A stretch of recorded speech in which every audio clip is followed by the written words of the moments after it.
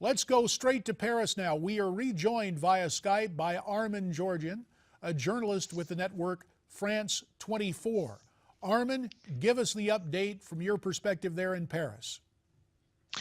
Well, we're faced with two hostage dramas now. We're getting a bit more reports about that hostage taking that you mentioned at the kosher supermarket. The suspect there, according to police, is called Mehdi Koulibaly, who was known to French judicial and anti-terrorist authorities. He had been convicted over terrorism charges and freed from prison in 2014, so only last year.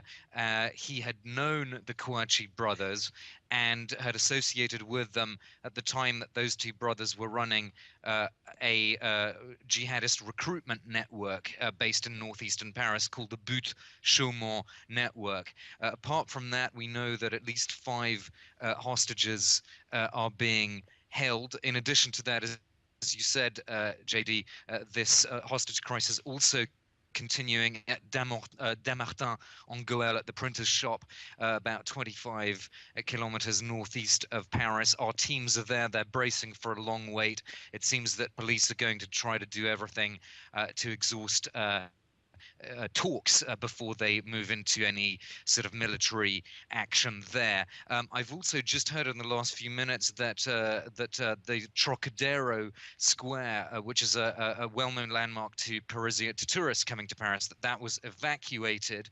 Apparently, there's no actual incident there, but an alert was declared there in central Paris at Trocadero. So as you can imagine, people feeling very jumpy here in the French capital indeed. And not only the French capital, because one other thing we have to throw into this mix is that since that massacre at Charlie Hebdo, a total of 9 Islamophobic incidents have been reported across the country. So it's not just in Paris and northeast of Paris where tensions have risen. Now, Armen, as you use the term Islamophobic, in American parlance, we might call that vengeance attacks. Would you outline more about those 9 incidents, exactly what you mean by that?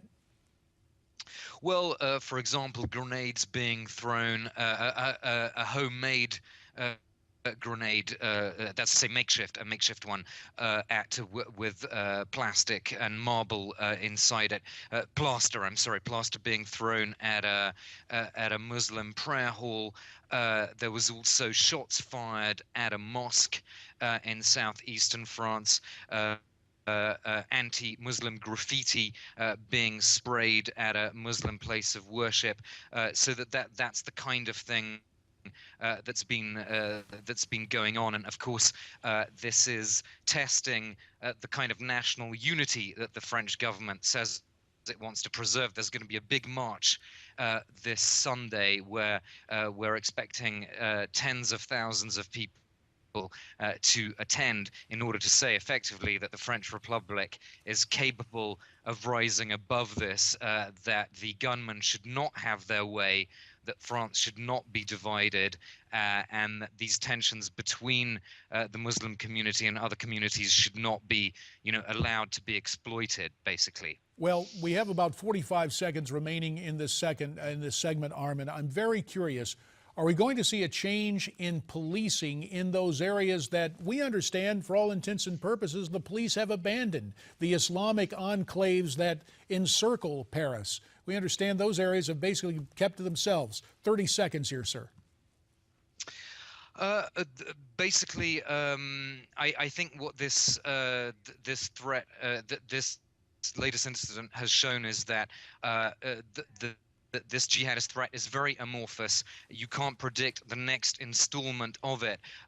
These people were not from the suburbs, the suspects. They came from Paris itself, from a central neighborhood, and they were not members of Al-Qaeda. Not that that particularly matters. But understood. Armen, we thank you for your time and your